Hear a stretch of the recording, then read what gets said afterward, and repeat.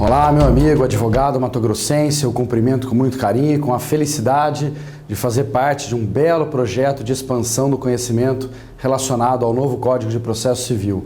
Eu sou Geraldo Fonseca de Barros Neto, sou professor da PUC de Campinas, sou mestre pela PUC de São Paulo, onde sou também doutorando.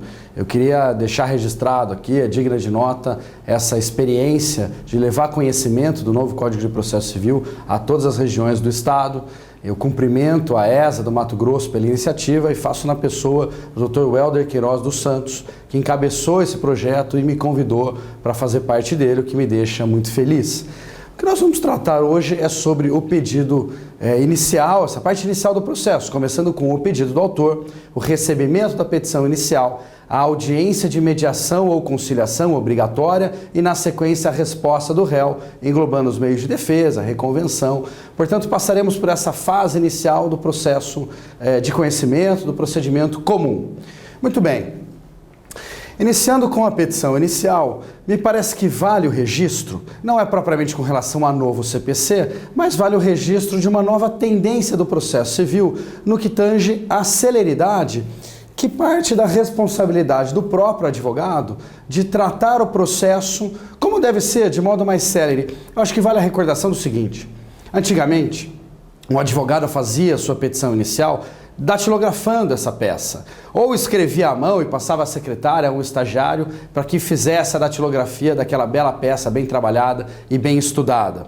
Na sequência, com a vinda do computador, a onda passou a ser fazer uma peça, registrar aquela peça e aí um novo processo, uma nova causa que fosse semelhante àquela já feita, se transformaria em uma adaptação daquela peça antes produzida. Então aí entrou a jogada do Ctrl+C e Ctrl+V. E as petições só foram aumentando. Aquela nossa petiçãozinha que tinha 10 folhas, a gente vai acrescentando novos argumentos, mantendo o que já existia, vai entrando mais coisa no Ctrl+C, Ctrl+V, mais julgados que nós vamos incrementando, e a peça passa a ter 50 laudas.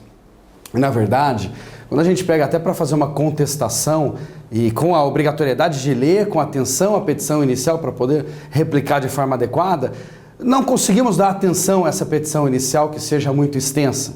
Então, naturalmente, também o juiz não vai dar atenção devida a uma peça que seja desnecessariamente extensa. Então, a recomendação que fica nessa nova era de celeridade, de cuidar do processo na sua preocupação com relação ao mérito, é para tentarmos produzir uma petição inicial com a preocupação de clareza, de simplicidade, escrevendo o mínimo possível. Evidentemente, não é para fazer uma peça rascunhada.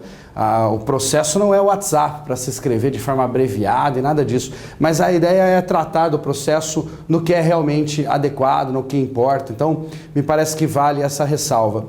Há pesquisas indicando que o processo eletrônico tem uma quantidade de folhas de até metade do que um processo físico.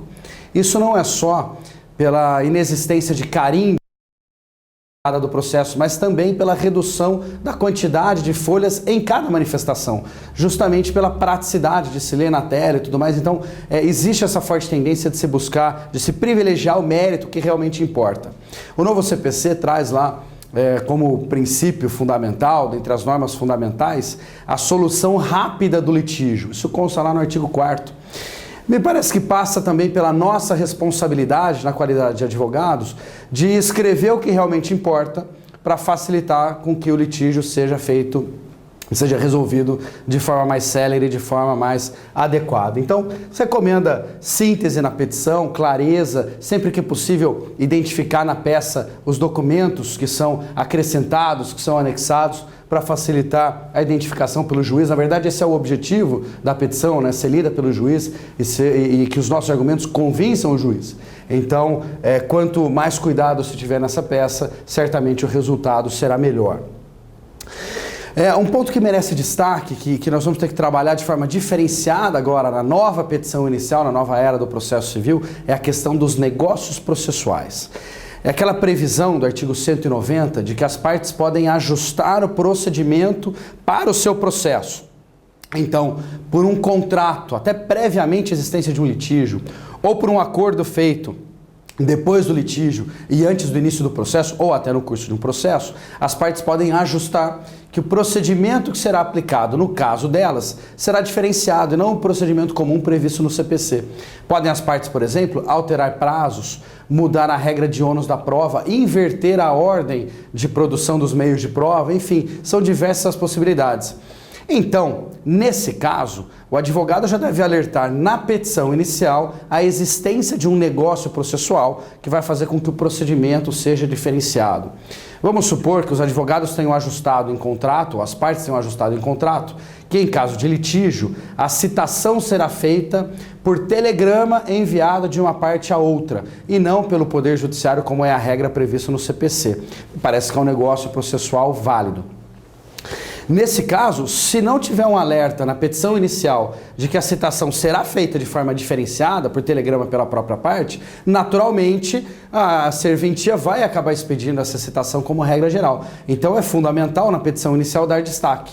Possivelmente na área do epígrafe, né, quando a gente tem lá um pedido liminar, a gente costuma colocar, né, com pedido liminar ou distribuição urgente, seria o momento de se dar destaque, com o negócio jurídico processual tratando de um procedimento diferenciado. Parece que esse é um destaque fundamental no novo processo civil. Falando em procedimento, a primeira preocupação de um advogado ao receber uma causa é definir qual vai ser o rumo do processo, qual o procedimento a ser escolhido. No âmbito do CPC de 73, temos que escolher se há algum procedimento especial da legislação extravagante ou internamente no CPC, ou sendo de procedimento comum, se é caso de procedimento comum sumário ou de procedimento comum ordinário. No novo CPC não há mais essa distinção. Existem os procedimentos especiais ainda, foram reduzidos, nem todos sobreviveram a essa reforma processual. Alguns novos procedimentos foram incluídos, mas houve uma fortificação, um prevalecimento do procedimento comum. A regra do procedimento comum se expandiu para algumas situações que eram tidas como especiais em 73. Mas vale a nota, vale perceber se é caso de procedimento especial ou comum. Sendo comum, não há mais a distinção entre procedimento sumário e ordinário. Então, se não há mais o procedimento sumário, não há que se falar em procedimento ordinário.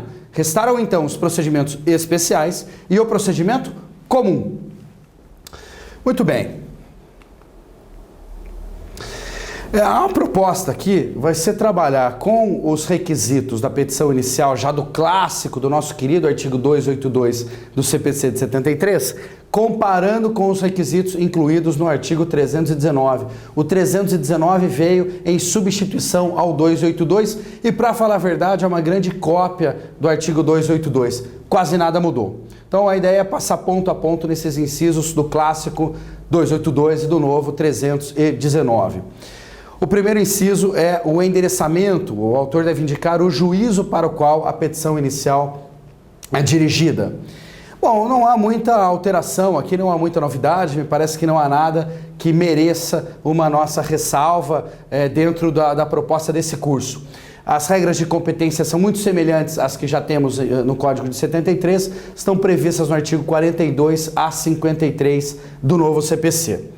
Na sequência, o segundo inciso trata da qualificação das partes e traz quais são os elementos de qualificação necessários.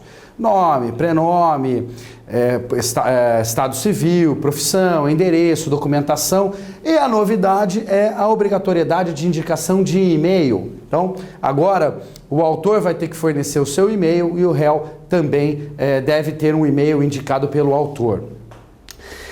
Na verdade, o sistema prevê uma possibilidade de citação por e-mail.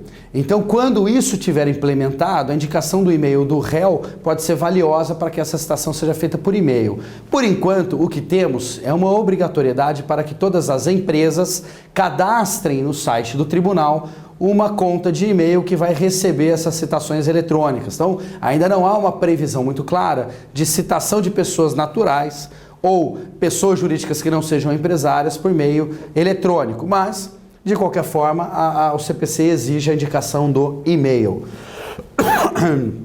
É possível, caso não haja caso todas as informações não sejam disponíveis ao autor, as informações relativas ao réu, é possível se diligenciar para obter essas informações. Então, caso o autor não disponha do endereço do réu, é possível, antes da citação, que o juízo produza provas necessárias para se chegar a essa informação, diligências essenciais para se obter a informação indispensável à citação do réu. Isso é o que consta no artigo 319, parágrafo 1º.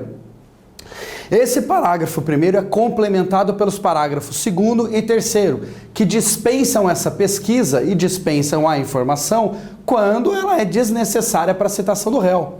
Não há necessidade de se ter conhecimento do estado civil ou da profissão do réu para que ele possa ser citado. Então, não há por que se fazer essas diligências antes da citação do réu. Citado, em defesa, o réu deve complementar essas informações, complementar a sua qualificação. Então, privilegiada a instrumentalidade, o processo segue, se for possível, a citação do réu, mesmo faltantes requisitos indicados como essenciais no artigo 319. O terceiro inciso, então, seguindo endereçamento, qualificação das partes, o terceiro inciso é a indicação da causa de pedir, os fatos e os fundamentos jurídicos do pedido. Vejam só, estamos migrando para um sistema pautado na lei, estamos migrando de um sistema pautado na lei para um sistema em que os precedentes tomam o lugar central na formação do direito. Hoje, na nossa visão clássica, tradicional, no que estamos acostumados, o advogado fortalece a sua petição inicial com a indicação da sua fonte legal, das suas argumentações. Então, o advogado busca na lei qual é a fundamentação do seu pedido. Indica lá, segundo o artigo tal, do código tal, ou segundo o artigo tal, da lei, número não sei o quê, para convencer o juiz de que o direito assiste ao autor. E a sentença produz o mesmo caminho na formação da norma individualizada. O juiz extrai da lei aqueles elementos dentro do ordenamento jurídico que, compondo com os fatos que foram apresentados, chegam à criação do direito, no caso concreto, da norma individualizada. O que pretende fazer o novo CPC é que essa busca pelo direito seja feita pelos tribunais de modo uniforme. Então, aquilo que for produzido pelos tribunais como um entendimento de interpretação do direito é que vai ser adotado pelo juiz ou aderido pelo juiz e aplicado no caso concreto. Então, o juiz não vai mais ter o papel de formar o direito puxando da lei, escolhendo dentro do ordenamento jurídico qual é o dispositivo que entende adequado. Mas já resolveram aquela questão e aplicar ao caso concreto. Isso é fundamental na questão da petição inicial, porque não vai mais ser papel do advogado buscar só na lei o fundamento do seu pedido, mas sim na jurisprudência, nos precedentes.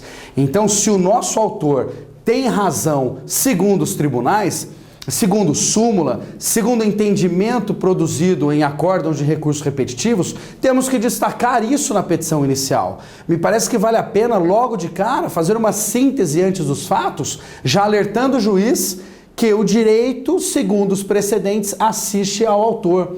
Então, brevemente dizendo, o autor tem razão, conforme já entendido pela súmula tal, do tribunal tal, ou algo nesse sentido. Convencer o juiz de que os precedentes estão a nosso favor vai ser um ponto muito favorável no âmbito do novo CPC. Eu separei também um destaque a algo que não é novidade total. Às escuras, acabou sendo incluído no CPC de 73 o artigo 285B. Acho que todos conhecem o 285A, aquele que permite que o juiz dispense a citação do réu e julgue improcedente o pedido, quando ele já recebeu vários casos repetidos na sua vara e que ele chegou à conclusão que aquela matéria de direito não procede. Então o juiz pode dispensar a citação do réu e já julgar improcedente logo de cara, sabendo que aquela causa já inevitavelmente vai ter aquele rumo. Esse é o 285A. O que diz o 285B é que, em caso de ação revisional, o autor deve indicar qual é a parte do pedido ou a parte da dívida revisada que é incontroversa. E mais, deve o autor continuar pagando as prestações incontrovérsias. Então, se o autor pretende discutir um contrato bancário, tomar emprestado R$500 mil, mas não concorda com a forma de cálculo de juros, de multa, de comissão de permanência, dos encargos em geral, o autor deve dizer na petição inicial que reconhece dever 500 ou 500 mais 1% ao mês ou mais TR, mas que não concorda com o excedente. Isso vai possibilitar que o banco réu ou o credor réu continue exercendo o direito ao crédito que é reconhecido como incontroverso. Essa novidade já existia, essa inclusão já havia sido feita no CPC de 73, enquanto tramitava o projeto do CPC, do novo CPC, do CPC de 2015, mas ninguém deu muita atenção.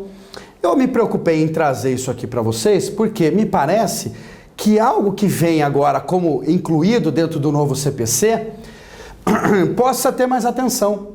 Então, temos que ter a preocupação de, ao ajuizarmos uma ação revisional de obrigação de empréstimo, de financiamento ou de alienação de bens, de indicar, sob pena de inépcia, quais são as obrigações que entendemos controvertidas e quais obrigações entendemos incontroversas. E aí, temos que nos preocupar com a interpretação do parágrafo 3º. Nas hipóteses do parágrafo 2º desse anterior, o valor incontroverso deverá continuar a ser pago. Isso pode levar à interpretação de que, se não for pago o valor da parte incontroversa, a petição inicial é inepta. Eu sei que já há juízes no meu estado, no estado de São Paulo, já participei de decisões em que esse foi o entendimento a que se chegou. Então fica impedido acesso à justiça com o contrato em mora no que tange as parcelas em aberto. Muito bem, me preocupei só em fazer essa ressalva, embora não é um ponto exclusivo de novo CPC, me parece que tem sido encarado como novidade. Seguindo o nosso rumo dos requisitos da petição inicial, endereçamento, qualificação das partes, fatos e fundamentos jurídicos, vem o pedido. O pedido e as suas especificações.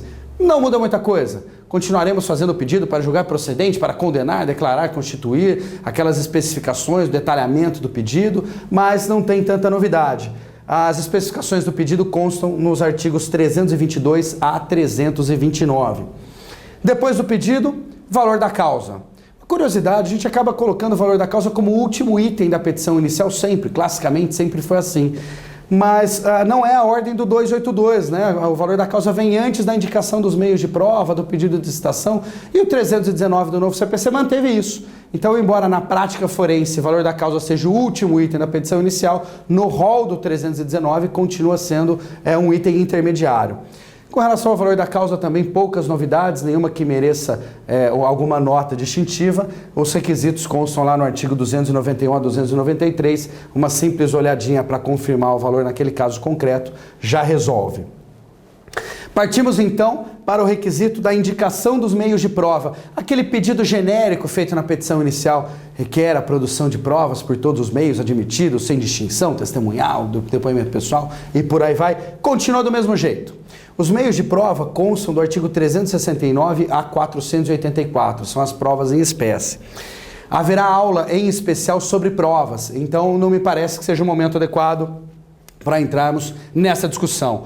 Para a nossa conversa de hoje, basta saber que continua obrigatória a indicação de quais são os meios de prova. E por fim, o último item obrigatório do artigo 319 é a opção do autor pela realização ou não da audiência de mediação ou conciliação. Me parece que todos já têm conhecimento que o procedimento comum mudou e ao invés de ser citado para contestar, o réu será citado para comparecer a uma audiência de conciliação ou mediação. Cabe ao autor na petição inicial fazer a indicação se ele se propõe a participar dessa audiência ou se ele prefere que a audiência não seja designada. Para fechar, só o registro de que o pedido de citação do réu não é mais requisito obrigatório da petição inicial e, de fato, a jurisprudência já entendia que, mesmo sem requerer a citação, ela decorreria automaticamente do ajuizamento de uma ação.